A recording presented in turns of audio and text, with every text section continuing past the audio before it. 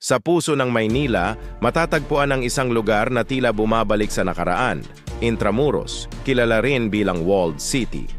Ang mga matataas na pader nito ay tahimik na saksi sa mga kwentong bumubuo sa ating kasaysayan.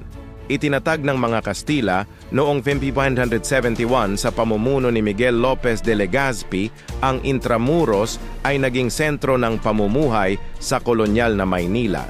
Dito umugat ang mga mahalagang institusyon ng pamahalaan, relihiyon at kalakalan na humubog sa ating lipunan.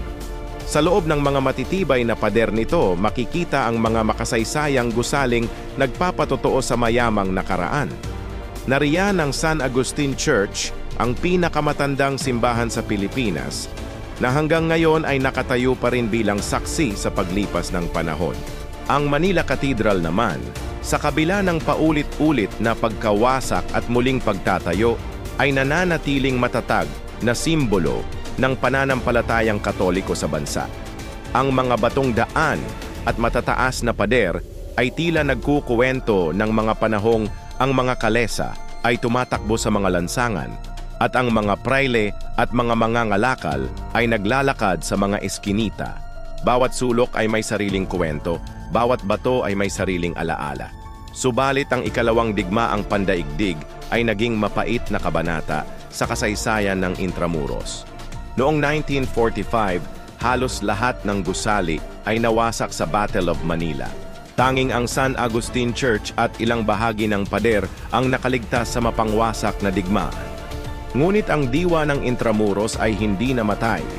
Sa paglipas ng mga dekada, unti-unting naibalik ang dating ningning nito. Ngayon, ang dating napinsalang lugar ay muling nabuhay bilang sentro ng kultura at turismo.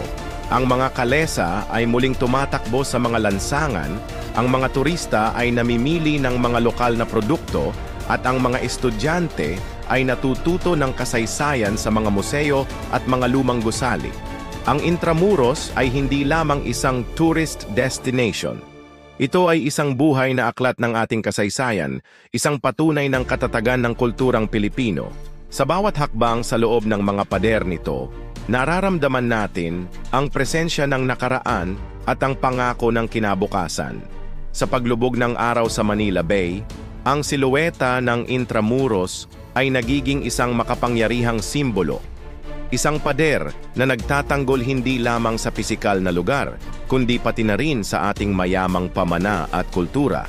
Salamat sa panonood! Huwag kalimutang i-like, mag-subscribe at i-share ang video na ito para mas marami pang Pilipino ang matuto tungkol sa ating kasaysayan. Hanggang sa muli!